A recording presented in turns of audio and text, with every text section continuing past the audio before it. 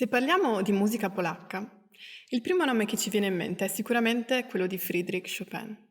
Ma la storia musicale polacca ci ha regalato tantissimi grandi compositori come Szymanowski, Wieniawski, Paderewski. Le loro composizioni sono raccolte dalla pubblicazione della casa editrice PVM e vengono promosse attraverso questo progetto intitolato Musica dalla terra di Chopin. Io sono Maddalena Giacopuzzi e oggi vi vorrei parlare di un autore che in tanti modi ha fatto la storia della Polonia, Ignacy Jan Paderewski.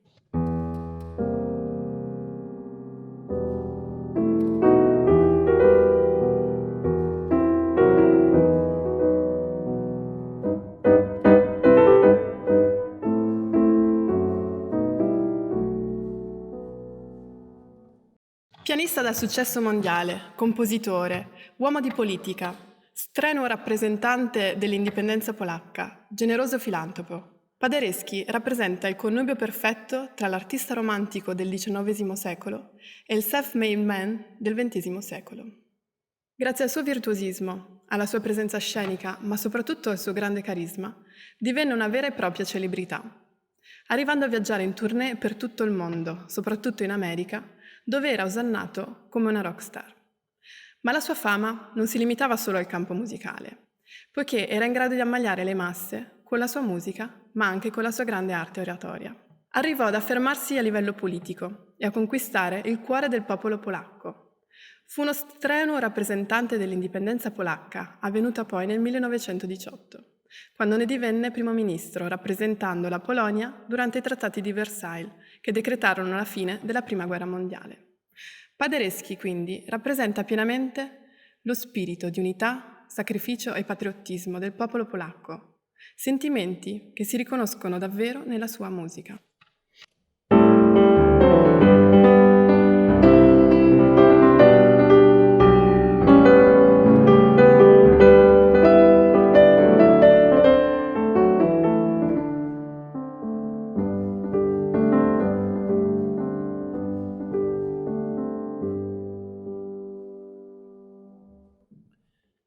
Paderewski era considerato il più grande interprete della musica di Chopin e si dice che il suo tocco facesse letteralmente cantare il pianoforte. Chopin è stato un punto di riferimento per tantissimi compositori venuti dopo di lui, poiché fu il primo a prendere la musica tradizionale polacca e portarla a un altissimo livello di raffinatezza e caratterizzazione. Paderewski seguì il percorso segnato da Chopin, continuando a comporre polacche, notturni e mazurche. Il suo stile tardo-romantico, però, si riconosce nell'uso del rubato, nella ricchezza di melodie cantabili e di momenti lirici e nei forti cambi drammatici ed espressivi. L'amore per la sua terra traspare attraverso i rimandi alla musica tradizionale e al continuo orecchieggiare di ritmi di danza polacchi. Il libro The Most Beautiful di Paderewski contiene diverse piccole gemme del repertorio del compositore.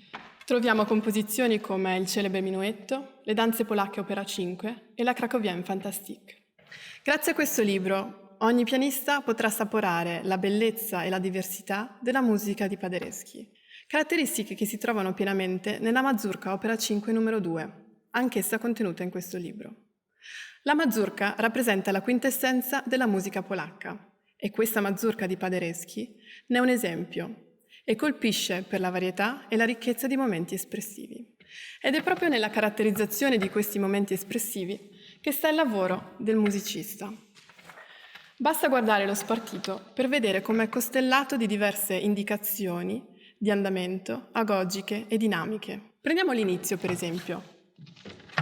Partiamo da un tema con indicazione melanconico.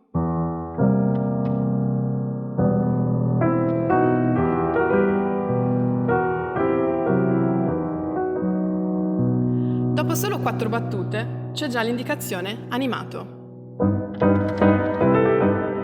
Ma subito torna all'andamento iniziale.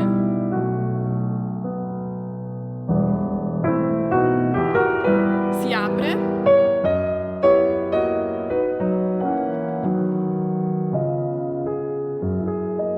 e segue una coda dal carattere più vivo e grazioso.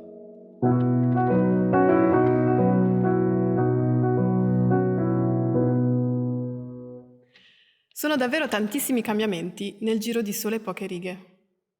Segue una nuova parte che avete sentito precedentemente, dal carattere molto più maestoso.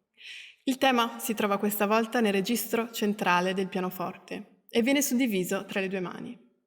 Il pianista dovrà quindi cercare di rendere questo tema davvero energico, come viene anche indicato dal colore forte fortissimo sullo spartito e dalle indicazioni di accento e appoggiatura.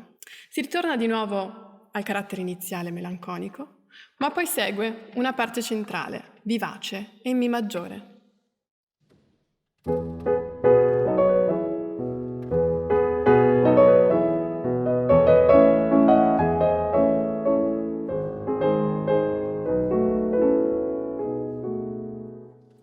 È un momento festoso e positivo, ma non dura molto, perché dopo poche battute si ritorna di nuovo al tema iniziale, che questa volta non sarà più solo malinconico, ma addirittura doloroso. Credo che questa mazurka sia davvero stimolante per un alunno, perché nell'alternanza di questi diversi momenti offre la possibilità di approfondire diversi aspetti dell'interpretazione, dai temi che dovranno risultare molto cantabili e legati, all'elemento ritmico, tipico della musica tradizionale polacca, come abbiamo detto prima, che è costante in questo brano. Sono elementi tipici anche della musica di Chopin.